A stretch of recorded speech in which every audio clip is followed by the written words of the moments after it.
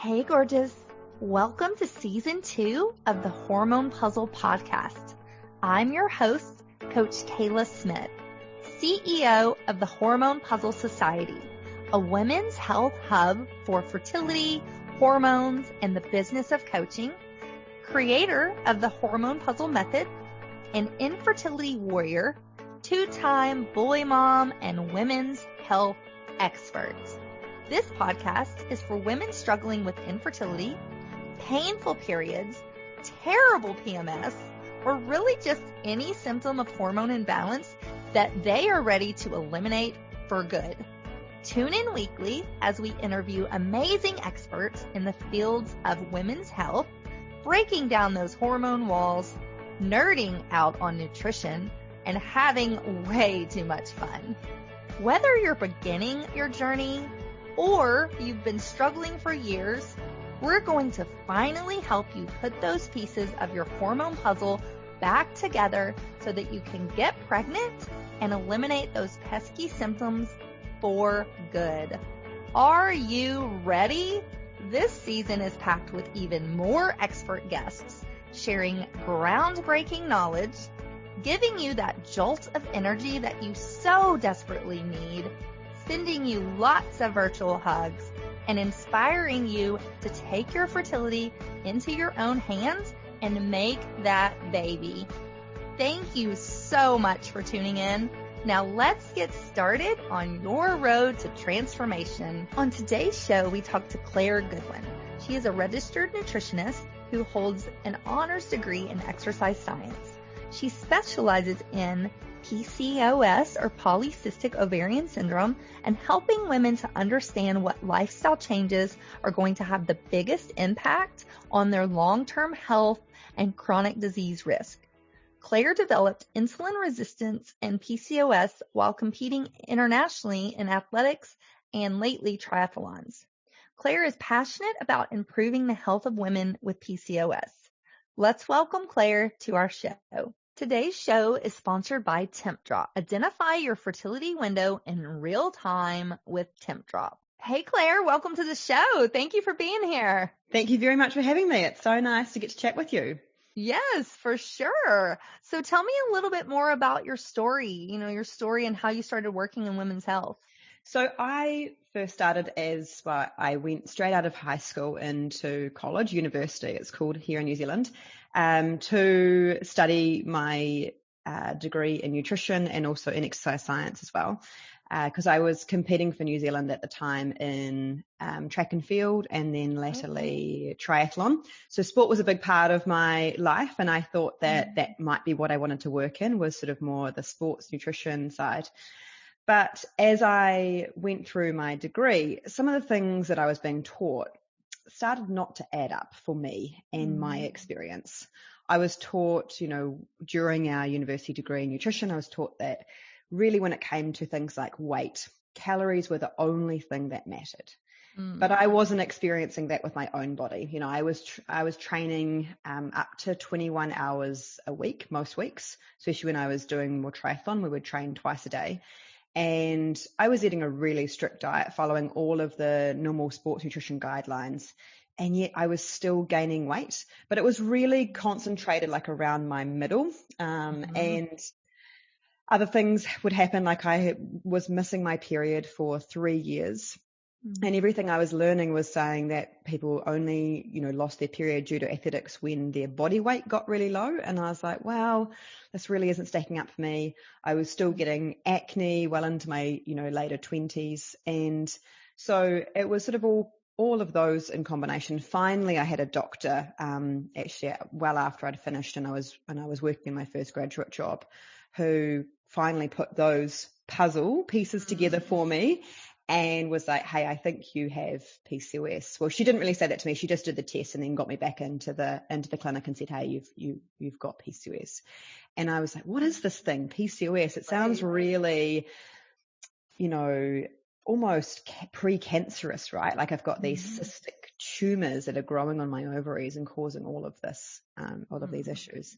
And while she was really lovely and really good at explaining, what PCOS was and why, I would have struggled to lose weight and things, she really couldn't give me the answers as to what to do about those symptoms. Really, her response was, well, it's not too much of a big deal until you really want to get pregnant. And then at that stage, you'll need to come back and see us, and we'll need to help you with that.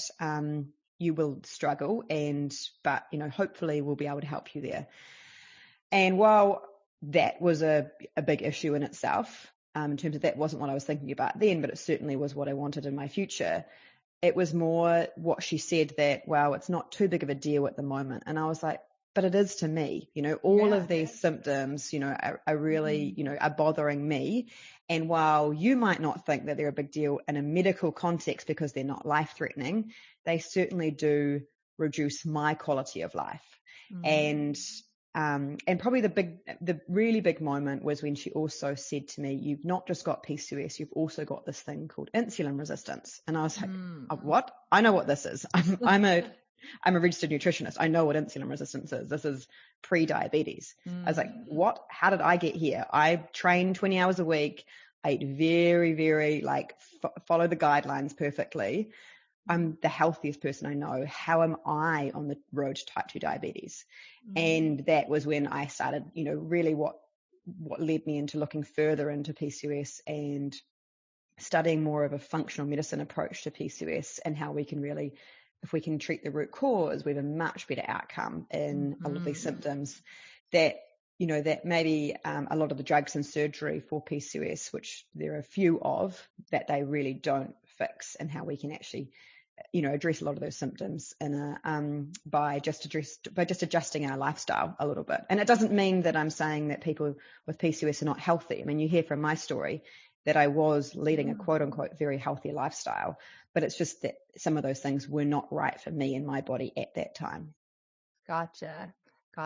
And so how do you think hormones play a role in all of this? So hormones are really at the center of all of this. Well, depending on what hormones we're talking about. So there's many hormones in the body.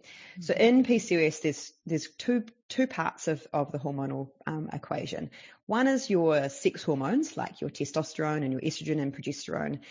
And then the other part is your other hormones, like your stress hormones and your insulin, which is your blood sugar hormone. And they are really what we call those is they're the drivers or the root cause, right? It doesn't mean that you caused your PCOS or anything can cause PCOS. PCOS is a condition of our genetics not playing nicely with our environment. So, and those environmental factors are those hormones like our blood sugar hormone and our stress hormone, which then have an effect on our other sex hormones. So those are the main hormones that kind of get out of whack. So we talk about our blood sugar hormone, insulin, our stress hormones, and also thyroid hormones. And it's not a hormone, but it is a central kind of system in our body, which is our inflammatory system, can often get out of whack. And all of those have an impact on our sex hormones. So our body is intimately connected. It's like you think about it like an orchestra. Your body is basically an orchestra of hormones.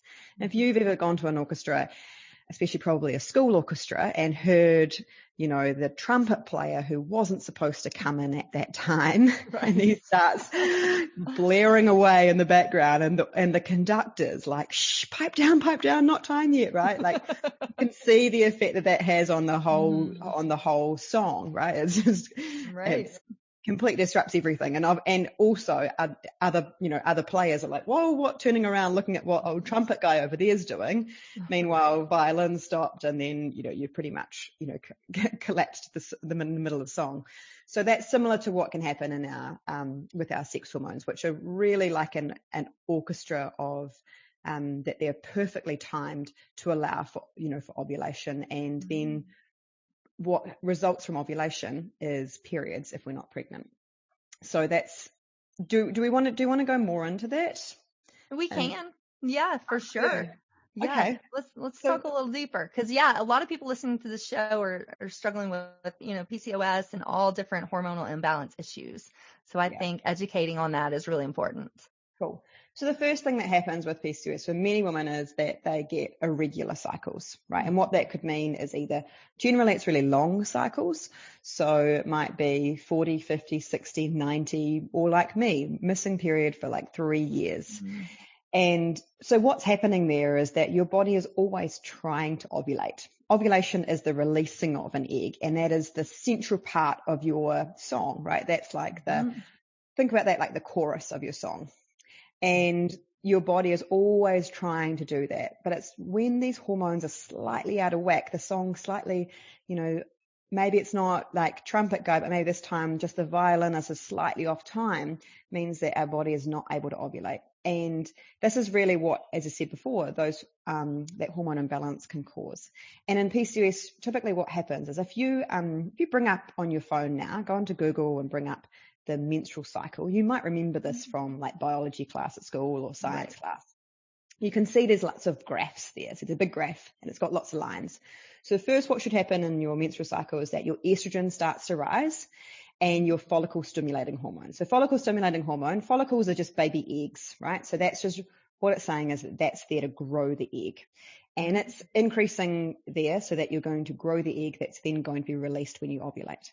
Then what you'll see is in the middle, there's this big line that shoots up. It kind of like just trundles along the bottom and then out of nowhere shoots up. And that's what's called luteinizing hormone. And luteinizing hormone is what you can think about that as like, those old pinball arcade machines and you're like in there and trying to like get the pinball up. That's kind of like what luteinizing hormone is there doing. It's trying to shoot that egg out of the ovary and into the fallopian tube. So it's really the crucial one that governs whether we're going to ovulate, i.e. get that egg out of the ovary and into your fallopian tube. And in PCOS, that one of the parts of the hormonal disruption is that that's often too high. So it's kind of like the pinball just shoots way, way off the mark. And your body's like, oh, hold on, this is weird. Like that's not supposed to go that high.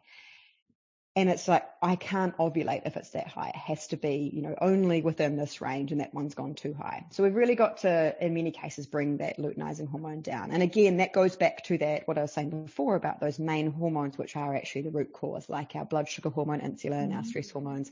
They're all what's driving that luteinizing hormone too high.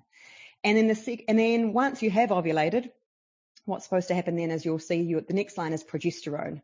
And that is really what keeps your uterine lining, or what we call the nest, intact. So your nest, if you do get pregnant, for example, if you are trying to conceive, then when that egg is released and if it meets with sperm, that will then travel down your fallopian tubes and burrow into your uterine lining. And it's progesterone's job to keep that uterine lining intact to allow that pregnancy to grow.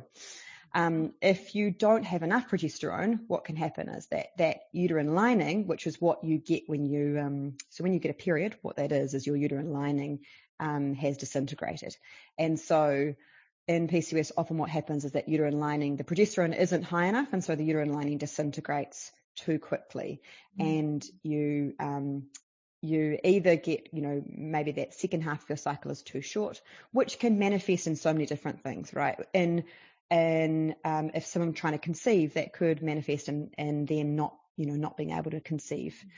For someone else, it might be premenstrual tension syndrome, PMS, or PMDD, premenstrual dysmorphic disorder, where you might be getting really bad insomnia the 2 weeks before your period, or you might be getting really irritable, angry, or just emotional, feeling really depressed. So many different symptoms that can be caused by that really disruption between all of those hormones, especially that low progesterone and maybe a little bit high estrogen. So lots of these little things can happen, and they don't all happen for everybody, right? Like I mentioned, that luteinizing hormone is often too high. That's not always the case.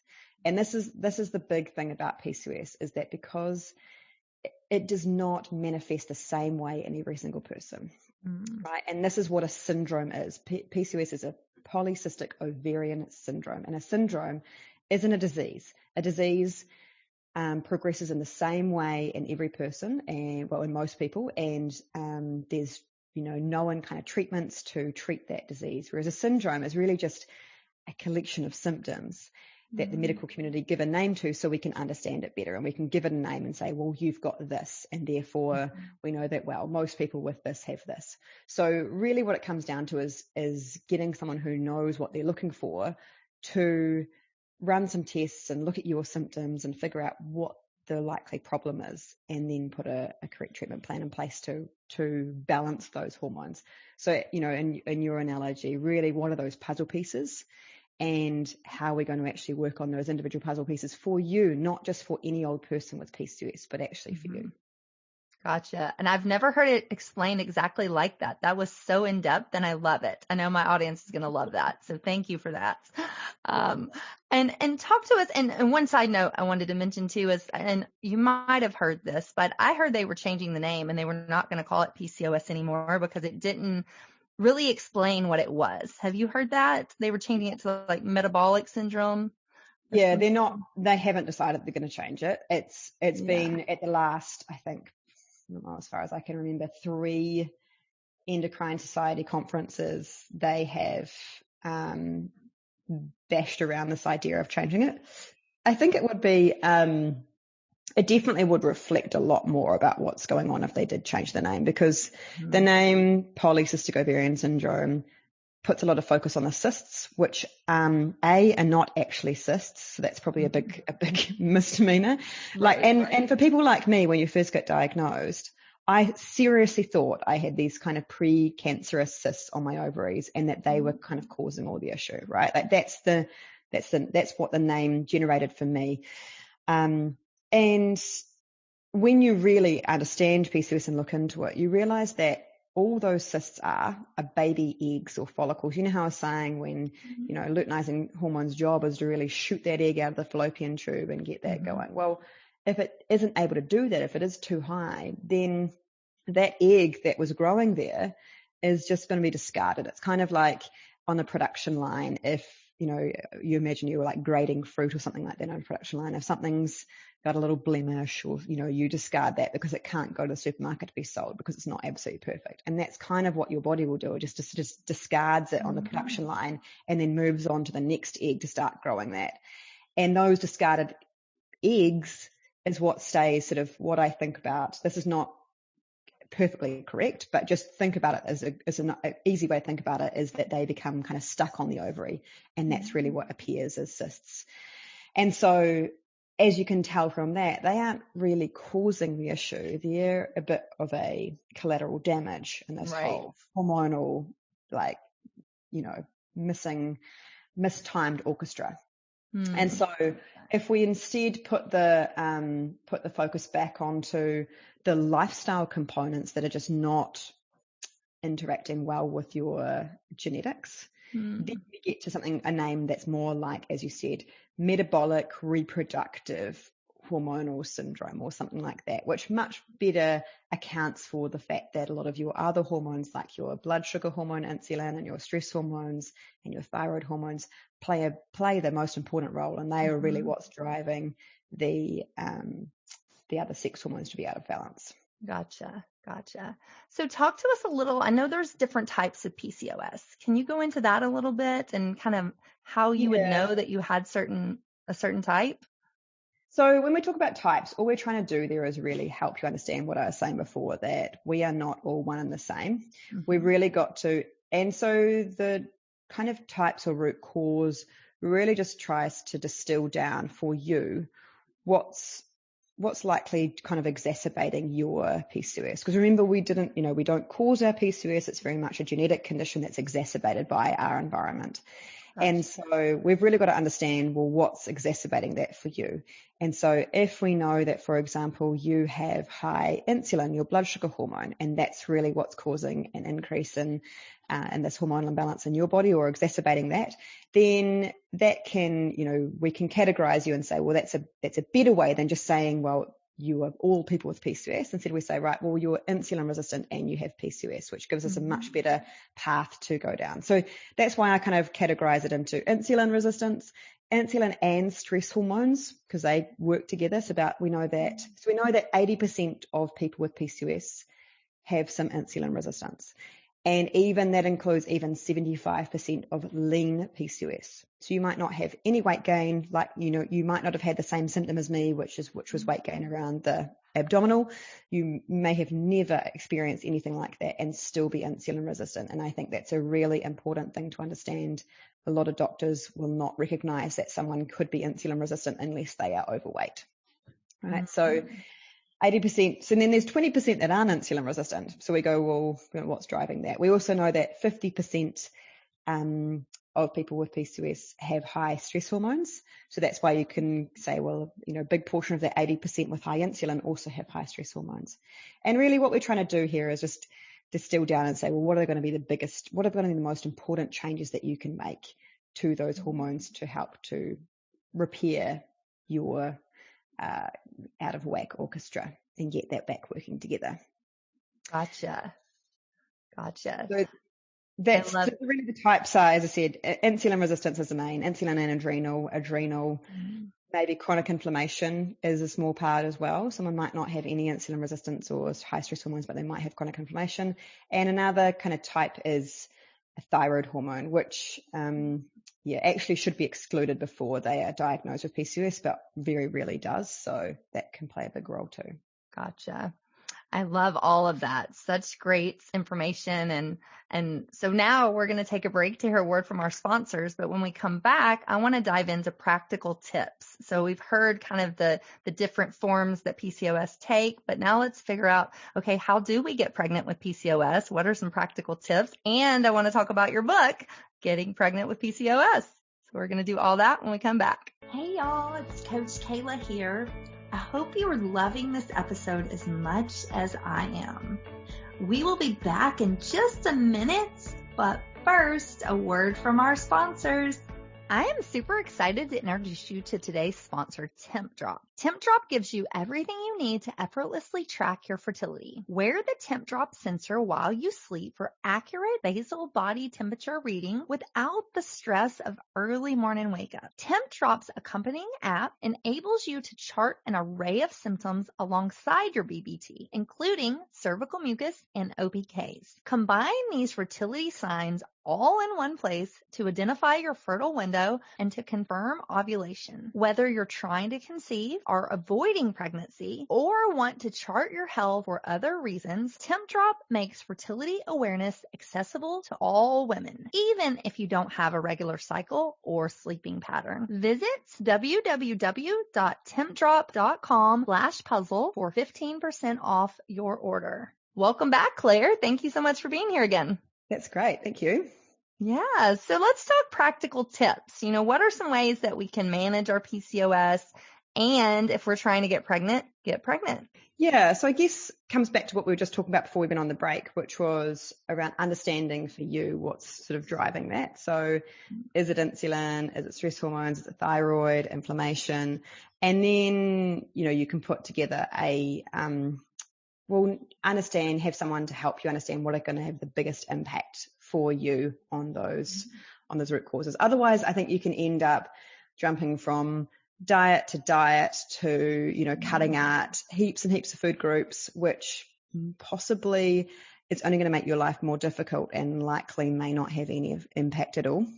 And this is really what, coming from a functional medicine approach, what we do is really try to understand, well, what's actually driving that and what's going to have the biggest impact. So there isn't really any generic set of things that all women with PCOS can do. I don't think there's any one thing that I could say. Well, probably actually I could say get more sleep. That's probably the one thing that I see on most of my women that I'm like, okay, we really need to focus on your sleep. And what we're talking about there is at least 7 to 9 hours.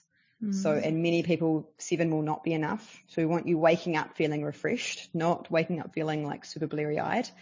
And we want to make sure that you're having good quality sleep. So good amounts of deep sleep and rapid eye movement, REM sleep as well. So that again, your body has, because those are the types of sleep that you're repairing both your brain and your body. So we want to make sure we've got good amounts of those and you're not just in what we call light sleep. So that would probably be the one foundation. I think that everything in terms of like dietary changes and exercise and supplements, they all need to be built off a foundation of good sleep. If we don't have good sleep, then that affects all of the root causes. For example, if you're not getting enough sleep, that can reduce your blood sugar hormone I was talking about before, insulin. So what we talk about there when we're thinking about PCOS is that your insulin is too high in this case, and your body's producing too much insulin. And getting less than 5 hours of sleep a night makes your body produce 30% more insulin, or reduces your insulin sensitivity, we call it, by 30%. So it's really crucial. It also increases our stress hormones, not just the day after, but up to 48 hours after that poor night of sleep. Wow. And that's just after less than 5 hours of sleep, right? That's not even taking into account maybe, doing an all-nighter, whether that's for you've got a massive project due or an assignment or something like that, and you literally to the wire. Doesn't take into account you having to, do that consistently because you've got a big project on at work for, a week at a time. So it's really important that all the other foundations, all the other dietary changes and stuff are built off that platform of good sleep. And then when it comes to dietary changes, well, that's when it really comes down to what that root cause is for you. So we'll go with, say, the 80%, which is the insulin resistant. And that's where, in most cases, a lot of people will see when they talk about insulin and pre-diabetes is there's a lot of recommendations to do a ketogenic diet, which I think can be helpful for a small amount of people, but it's certainly not for everybody. And I think that most people with early stage insulin resistance can certainly tolerate quite a significant amount of carbohydrate in their diet with perfectly fine. And also that tends to make things work a lot better for them. Both they can sustain that more easily, and also too, they just feel a lot better when they have some carbohydrates. So it's really about understanding, where you are, how well or how poorly your insulin is functioning, and then matching up with a carbohydrate intake that your body can tolerate. And that's where it gets a little bit tricky. This is where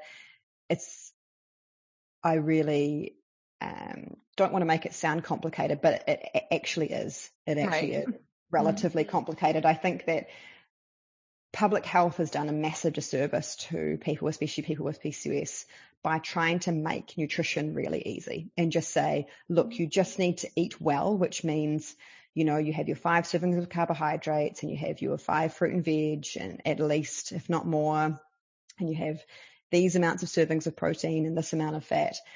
But it's actually, that does not work for most people with PCOS. Certainly didn't work for me, and it certainly doesn't work for most of the people that I've seen. If it was, I guarantee you they wouldn't be coming and paying to see me. So This is where it gets a little bit complicated, and it's really hard to actually give a generic, eat this, don't eat that, because it really differs between that person. Gotcha. And so do you have any tips for just balancing blood sugar in general? Say they have the insulin resistant type of PCOS. So what are 3 things maybe that I could do that would balance my blood sugar? So I would say the first thing is to eat breakfast and try and have a lower carbohydrate breakfast. So we know from the research that if you have a higher carbohydrate breakfast, then your things like porridge or cereal, for example, then what's going to happen, especially in the early stage of insulin resistance, is that your blood sugar is going to spike quite high, and then it's going to come crashing down about 2 hours later. And so many people start, find that they get really hungry about 2 hours after eating breakfast. So that mid-morning 10 a.m., oh my God, I'm so hungry. Yeah. That is really what that's all about. And so having a breakfast that's lower carbohydrates or higher fat or higher protein, that can be a really good thing for balancing your blood sugar from the start of the day. Then once you've got that, the other thing that will hopefully improve is your sugar cravings. And I know from personal experience that this can be really horrible and very, very debilitating when all you can think about is sugar, especially mid-afternoon and after dinner. And so what we were trying to do by what I call the sugar coaster, so stopping you getting on the sugar coaster from the start of the day by having breakfast, is to really trying to balance that blood sugar so you're not getting those sugar cravings in the afternoon or in the evening. And then we can start to talk about your sugar intake, and that would be the second thing to balance blood sugar, because sugar is going to be the biggest thing that's going to get you back on that sugar coaster. But it's not the first thing that I talk about, because I know, having lived through this, that if someone just said to me, hey, you've got to stop eating sugar, I'd be like, well, that's all very well, but what do I do when I'm being physically forced by my body to go to the vending machine at 3 p.m. And I know that this is not a willpower thing, right? I was an elite athlete. I know what willpower is when you have to force yourself to train or to go as hard as you possibly can to win that race. It's not a lack of willpower. This is a physiological driver to bring your blood sugar back up. So your body is your blood sugar has kind of come up and then dropped down, just like a roller coaster, and your body is driving you to go and seek out a food that's going to make that come back up. And the closest thing to do that, or the fastest thing, is sugar. Right. And so once we've got your blood sugar more balanced, then and only then will we talk about sugar, because otherwise, if it's the other way around, it's just going to be a really futile exercise, really. Right. And I find that the more you tell me and my clients, like, you can't have this, you can't have that, the more you want it. You're just like, I can't have it, I'm going to eat it all, Yeah. Totally. And that's the other part, is it's not just that physiological driver, but if you've got that forbidden fruit, then that's a psychological driver, because you're thinking that it's so out of bounds that you need to have it too. And then the third thing, kind of going back to that, the breakfast thing, is that I'm not a huge fan of intermittent fasting in the form of skipping breakfast for people with PCOS, most people anyway. And I know this is counterintuitive, because you might listen to a lot of people talking about how intermittent fasting is great for improving blood sugar and insulin. And that is the case in some instances, and possibly as well likely in men. And most of the studies have been done on men. But there has been some really interesting studies done on women with PCOS. And one in particular that was really interesting to me was one that they did it was the University of Tel Aviv that did this. And they took two groups of women with PCOS. One group, so they gave them both the same amount of calories, both 1,800 calories, which is a normal kind of maintenance calorie intake. But they just changed, and they gave them the same amount, like same kinds of foods and same amount of protein and carbohydrate and fat. But what they did is they just changed the timing of when they gave them that food. So in the one group, they gave them most of their food calories at breakfast. So they gave them a big breakfast, a small lunch, a medium-sized lunch, and then a small dinner. The other group, which we call the dinner group, they gave them a very small breakfast, a medium-sized lunch, and a big dinner. And what they found in the breakfast groups, the one that ate most of their, a big breakfast, they found that they reduced their testosterone. So testosterone is the hormone that causes a lot of these issues in PCOS, like hair loss and hirsutism, or facial body hair growth, acne, and it really exacerbates insulin resistance as well. So they found that in the group that ate breakfast, a big breakfast, they decreased their testosterone levels by 50%. They also decreased their insulin by 50%. They increased ovulation rates by, again, 50%, and had quite a few spontaneous pregnancies. Whereas the group that had most of their food at dinner, there was no change in any of their hormonal markers. So remember, these are the two groups that ate exactly the same thing, exactly the same amount of calories, but just at different times of the day. And when you look into, well, how could this happen? You then see that those hormones I was talking about at the start with the orchestra, that follicle stimulating hormone, the one that grows the egg, and then the luteinizing hormone, the one that, like the pinball, that shoots it out into the fallopian tube, they are released mostly in the early hours of the morning. And the effect of having the big breakfast, especially for people with PCOS who were in this group, was that what they think was that they kind of helped to reset that orchestra, that song. It was kind of like they were like, right, guys, we're out of whack here. Okay, now we need to go back to the start and start playing again. And it helped to kind of reset that hormonal song. And the result was, a lot of these changes. Also, the other thing is that we release, for the same amount of food, we release more insulin in the evening than what we do in the morning. So I'm not opposed to fasting at all. What I'm opposed to is people skipping breakfast, or people with PCOS skipping breakfast, until, as a general rule. There may be some people that works for, and you might be listening to this and say, hey, Claire, well, sorry, but it really worked for me. Totally fine. As I said, there is no one size fits all approach, but on the whole, I would say that it's not generally it definitely isn't my first port of call for people with PCOS, because of those reasons. When we're trying to get them back ovulating, and that's really an important part of fixing that hormonal equation.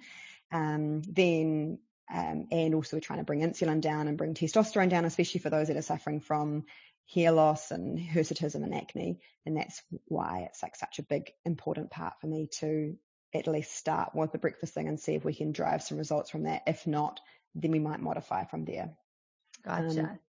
So yeah, that would be probably one of the bigger, and I know that there's some fantastic doctors and one that's even written a book about fasting for PCOS. And I would say that while I think those people are brilliant and know what they're talking about, I would say that on the whole, for people with PCOS, skipping that breakfast in the morning, I would say if you're going to do it, I'd rather that you had a smaller dinner and had that bigger breakfast and did your fasting more in the evening if you are going to do that. Exactly. And that was my next point. So would you recommend maybe having an earlier dinner, but then having, you can have your breakfast pretty quickly after waking up, so you can still get a little bit of a fast overnight, but it's not skipping breakfast? Yeah. So I definitely encourage people to try and get at least 12 hours of fasting overnight, because that does, the more time between meals certainly has a big impact on insulin. But so if you're going to do it, have maybe that earlier dinner. And then have their breakfast. But the second part of this is that I have found with a lot of people is that PCOS is a hard condition to live with anyway. And I don't want my patients to feel any more socially isolated or any more down about their symptoms than what they do already. And the added effect of missing out on family time, family dinner time, and the social impact of not being able to go out for dinner is sometimes greater than the symptoms that they're suffering from. So when we can achieve the same outcome by not having to skip meals, then I'm all for that. So, and the other thing too is that we can't also ignore the fact that I think the stat is 38%, might be more like, 38% of people with PCOS suffer from disordered eating, especially binge eating disorder, which is an uncontrollable urge to eat, which comes with, feelings of, feeling completely out of control, but self-loathing and just horrible feelings that go along with that binge, and often a period of restricting afterwards. And in many cases I've seen restricting food, especially in the first half of the day, can lead to feelings of being completely out of control with eating later in the day. And so I think that when you look at the research, you go, well, yes, there has been quite a few studies on men that show that intermittent fasting, especially skipping, longer time between meals and skipping breakfast, can be helpful for insulin resistance. But combined with, you've got to take that into context of who is the person that you're working with. So who is this woman? Does she have, or who's this person? Do they have a history of binge eating disorder, any kind of disordered eating? Is restricting when they're eating going to further exacerbate that? And also to, what's their ovulation rate? Are they actually ovulating? Are they getting a normal period? Because those are the things that are really important as well. And we know that if we can get ovulation back and we can get progesterone higher, that's also one of the best ways that we can help to bring down insulin as well. So we really got to take it into context and look at that person and what's going to be the right thing for them. But that's why I'm just saying, if I'm giving kind of 3 general rules, it's definitely not one of my top things that I would do. Gotcha. And a lot of people don't know this too, but it's important to have as many ovulatory cycles as you can before you hit menopause, so that you kind of breeze easier into menopause. It sets you up for less dementia, less osteoporosis, all of that. And a lot of people don't know that. We have some people listening to this show, they're not trying to get pregnant. It's still important that you're ovulating, and you're ovulating in a healthy way. So absolutely, just wanted to mention that. Yeah. And also too, because it's also going to help your symptoms now, because you only produce progesterone. If you remember when we were talking about before, that once you've ovulated, then your progesterone helps kind of keep your nest intact. Progesterone does so many things. It's super calming for the brain. It's a precursor to your neurotransmitters, which are the calming neurotransmitters in your brain. And it's also really important it's basically a testosterone antidote. So progesterone, think about it a venom or something like that, and the progesterone is like the antidote. So it can really suppress testosterone. So the more normal cycles you have, and by normal I mean anything from about 23 to 35 days, but where you're getting a sufficient amount of progesterone produced in that second half of your cycle as well. That is super helpful for helping to improve a lot of these, the testosterone symptoms that often come with PCOS, like acne or hair loss or hair growth. So yeah, really good for, as you said, really super important for making the menopause transition much easier, but also super important for symptoms at the moment. And probably one thing to realize is that if you're on hormonal birth control, which is what many people with PCOS will be on, is that you are not ovulating. Right. So if you're on the combined pill, you are not ovulating. You're not producing any progesterone yourself. You're not producing any estrogen. So you might think, oh, well, I've got a normal period because I bleed when I stop taking my pill. That is what we call a withdrawal bleed, a withdrawal from the synthetic progestins you're on. Brilliant for reducing your endometrial lining, but it's not making you ovulate. And if you have, potentially been on the pill for all your life, then we don't know yet. I think the research isn't quite clear, but it may make that progesterone, that menopause transition a little bit harder. So yeah, it's one of those things that's a really hard one. Hormonal birth control is, it's fantastic as a contraception. It can be really helpful for people with PCOS to control their like acne and hair growth and hair loss. If they're on the right one. I can't tell you how often I see women that have been put on a pill that's making their symptoms worse. It's called it's increasing the testosterone in their body as opposed to suppressing it.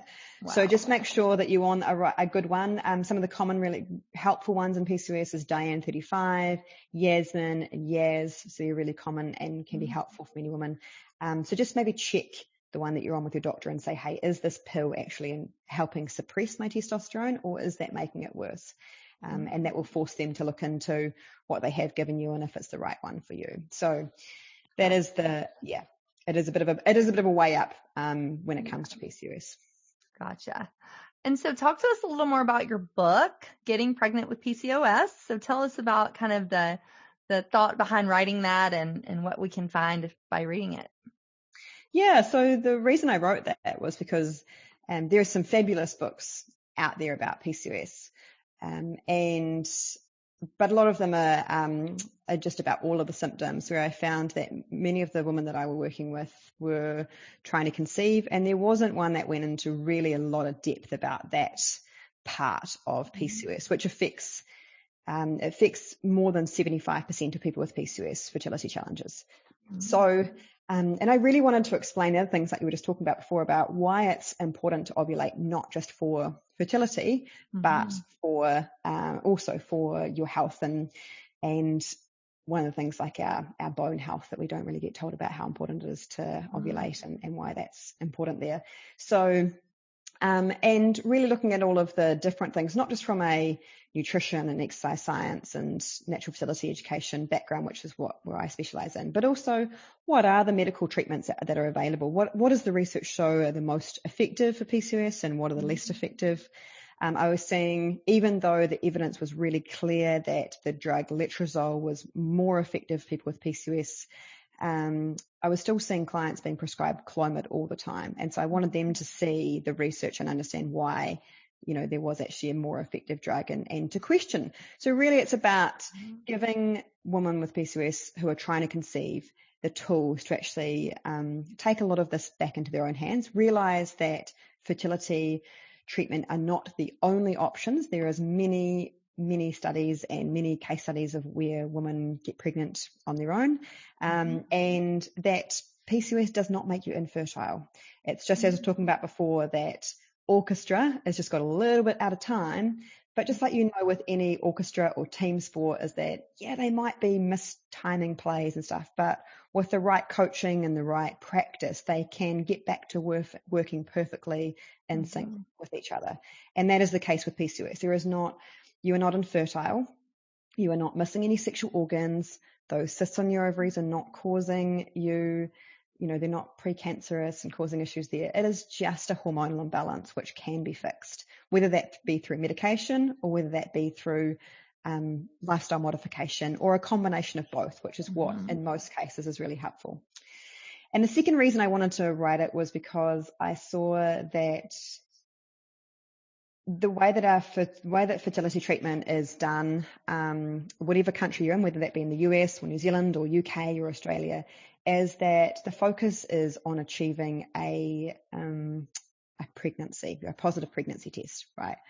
Whereas there is very little consideration given at the start about how do we help this woman have a healthy pregnancy that's going to stick and is also going to mean that that woman is healthy during pregnancy and postpartum, and the baby is healthy as well.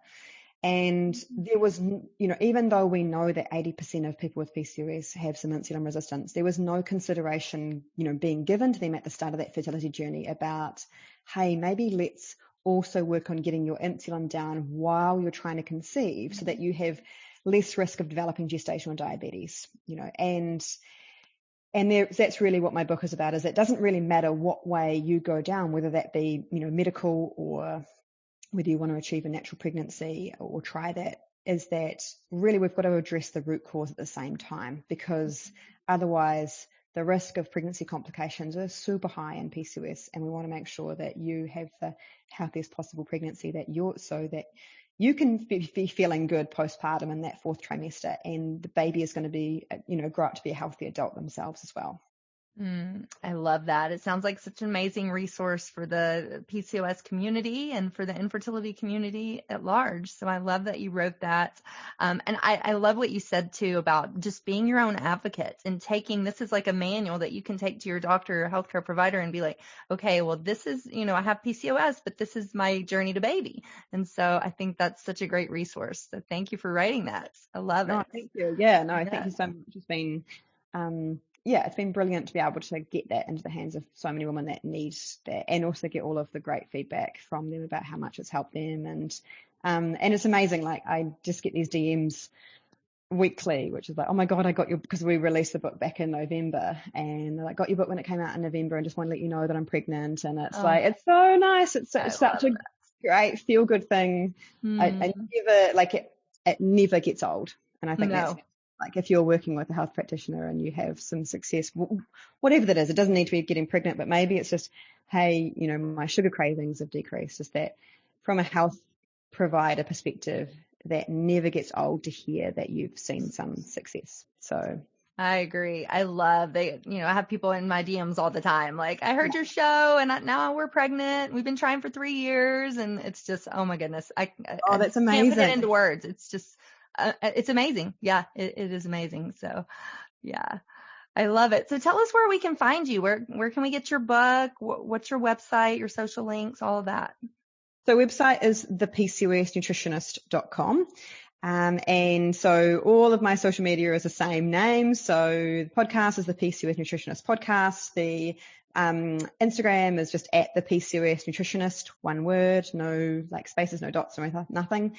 And then the book is called Getting Pregnant with PCOS, and that is on Amazon all over the world as a Kindle version and paperback as well. So Amazon, UK, US, Canada, Australia, India. Yeah. So pretty much wherever you are in the world, you can definitely get the Kindle version and then the paperback if you're in an Amazon country as well.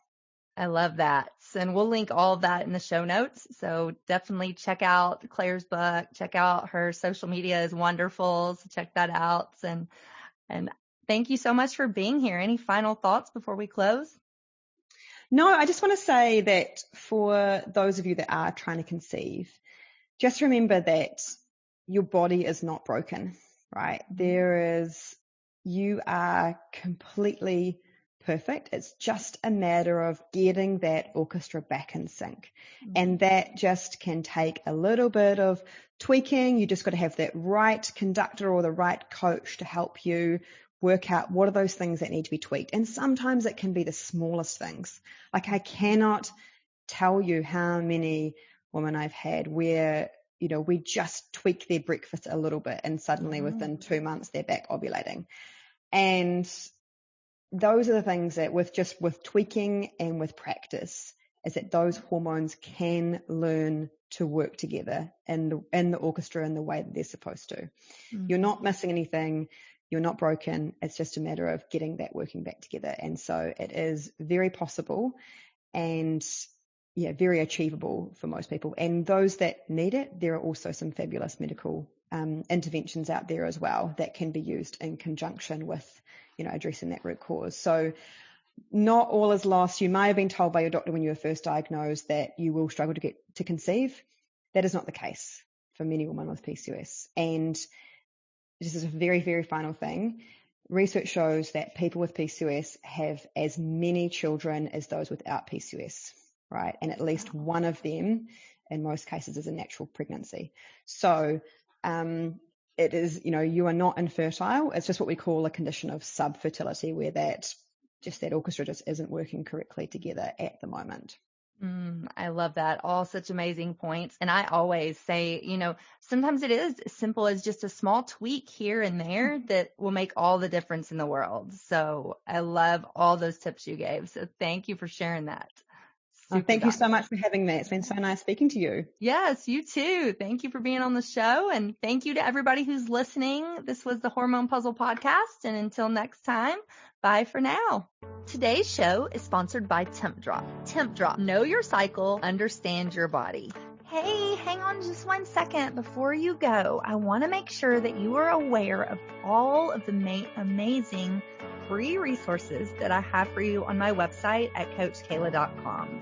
From a fertility meal plan, a cycle syncing quick start guide, a holistic healing cookbook, as well as master classes, blog posts by me and some amazing experts in the fields of fertility, hormones, and nutrition. So many wonderful resources that will help you on your journey. And I wish there had been something like this when I was going through my 2 years of infertility, but there just wasn't. And so that's why I decided to create all of this for you. So make sure that you go and check it out and you take advantage of this plethora of support that I have provided for you. And spoiler alert, these were some of the same tricks and the same foods that I used to get myself pregnant, not once, but twice, even after my doctors said that I couldn't. So I know that these things work. Make sure you take advantage of that. And I cannot wait for you to be my next success story. So thanks, love. See you soon. Thanks for tuning in today to the Hormone P.U.Z.Z.L Podcast. Check out the show notes for today's episode at CoachKayla.com. If you like what you hear, please subscribe and leave a review. Thanks for hanging out with me, and I'll see you next week.